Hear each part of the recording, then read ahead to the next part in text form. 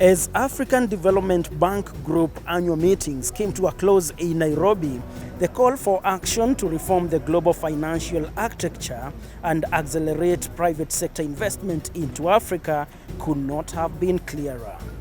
And that's our focus this week.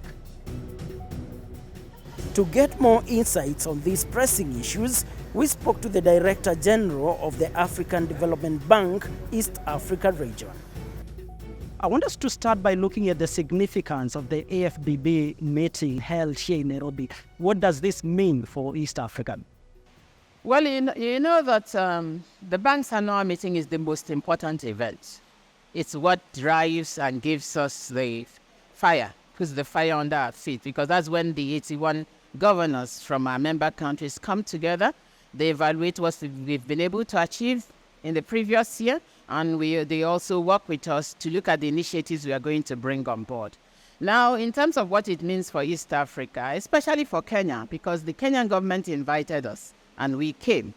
So it's not just for East Africa, but for the entire Africa, because this year's theme is about changing the global financial architecture for Africa, because we realize that Africa is not getting as much as it should get in terms of the financing that is available globally.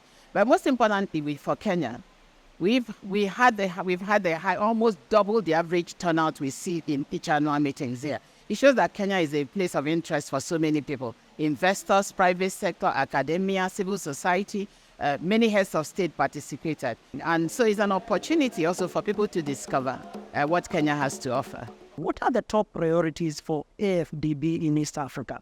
The race to develop Africa is on, and generally, Africa in general is off track in meeting its SDGs by 2030. And if nothing is done to reverse that trend, you'll find that almost 9 out of every 10 people living in Africa will live in abject poverty. Today, 33% are living in extreme poverty, and we have the highest in the world. So the bank's agenda is to drive the required economic and social development in Africa. In East Africa, we are very strong in infrastructure. And if you look around Kenya, for instance, the road that goes from Moi Taveta all the way to Arusha is the bank. We are building the Malindi Lunga road all the way to Tanzania, the Mombasa, Nairobi, Addis Ababa road built by the gang, the Thika Highway, the bypass. About 10 years ago, Kenya was at about 20-25% in terms of energy coverage. Working with other development banks, development institutions, the bank has been able to support the government in bringing that to about 77%. And if the trend continues, very soon Kenya will be able to be talking about 100%. We've not only supported the government in building transmission lines, the geothermal was supported by the bank and others, the wind farm, it was supported. And that has contributed in Kenya, being one of the top renewable energy countries that use renewable energy. So these are some of the, but most importantly, one of the key issues that our new 10-year strategy talks about is about youth employment. That's an area we are going to pay a lot of attention. We're already doing that, but we are going to increase the intentionality of our actions, because we have an explosive youth population in Africa that needs jobs. And every day we have youth that are dying in the seas because they think there are better opportunities elsewhere. We need to accelerate what we are doing for our youths in Africa. Now, let's talk about an issue that has created a lot of debate that is on everyone's lips, the issue of public debt. What is AfDB doing to support countries, sort out their public debt crisis?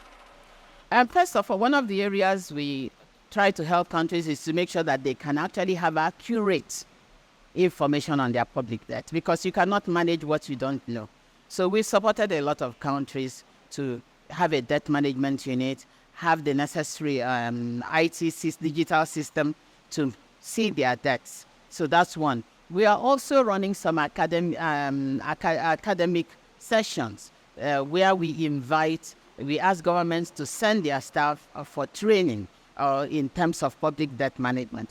But most importantly, we also, through some of our governance projects, try to promote good governance. Because debt is not bad, it's what you do with debt that is the problem. We want to make sure that every dollar of debt is used to create economic activity, to develop the economy, to help the economy grow. One of the reasons why Kenya's debt appeared to be very high last year was because of the exchange rate depreciation, because the debt is accounted for in local currency. So if Kenya borrowed $1 million 2 years ago, it was 100 million Kenya shillings. Last December, that same 100 million became 150, 160. So when you do basic mathematical analysis, it's like debts have gone up by 50%. But if you go and look at the figures now that the exchange rate is appreciating, you will see that it appears to be coming down. So there are a lot of things, dynamics that actually go into these calculations. But one of the key issues that has been discussed at this annual meeting is how do we measure the natural capital of countries like Kenya and every African country as part of their GDP? Because most times we say, oh, our debt to GDP ratio is high. But nobody is counting the 10 million trees that are available in Kenya. Despite the fact that there are some people that are willing to give us money, they call it carbon credits. If you're willing to pay for my carbon credit because of the trees, it means that those trees have value. Our forests have value. We need to see how we can begin to reevaluate the wealth that Africa has. Africa has a lot of mineral in its soil. So when we say we are poor, Africa has land that can feed the entire world. It's not that we are not tilling it. And that's one of the things we are trying to do, to encourage African countries to grow food to feed their people, to grow food to feed the world, but not just to send the food as primary products. How can they, we put it in the agricultural value chains where the food can be transformed so that you get better value for what we produce. Africa is not poor. Maybe, I don't want to say management, but we are working with every government to see how we can translate what God has given us into real value and support our development. Before we wrap it up, let's look at the capital that is required for infrastructural development. And this has been an issue, not only in Kenya, but also in East Africa. What is the place of AfDB in this? Well, we continue to look at opportunities. And one of the things we are recommending to countries is to say, you don't have to build every road. You don't have to build every power station. Even in terms of water supply, everything doesn't have to be done by the government. Bring in the private sector. There are investors that are ready to come to Africa to support the government. In building, if you build a highway, you put a toll gate to it, the toll pays back the cost. When Africans go to places like America, Canada, you take a highway, you pay. Sometimes you pay for a 200-kilometer journey, you pay up to 6 times. But you put a toll 1 or 2 in a road in Africa, people are saying, oh, you want to collect our money. So I think also the communication narrative has to change. Governments need money to bring development.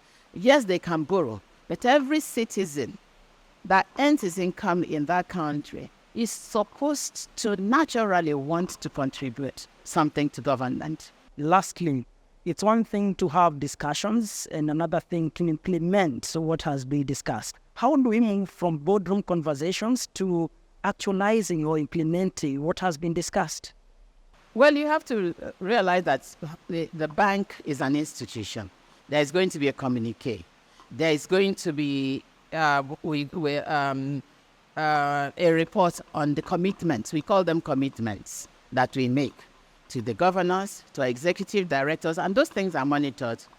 So when we go for a general capital increase, we make commitments during that general capital. And when we go for the replenishment of the African Development Fund, there are commitments we make. So if those commitments become like a binding contract between us and our financiers, and therefore we monitor it and we submit periodic reports to the board to say this commitment we're at 60% or we completed or these are the reasons. So we're not going to, others may go and sleep. If we go and sleep, then it will be to our disgrace to come back next year and be reporting that we have not achieved anything. The race, we have an urgent mission. To develop Africa is very, very urgent. It's very critical. Otherwise, everybody will leave us behind. We are not going to be left behind.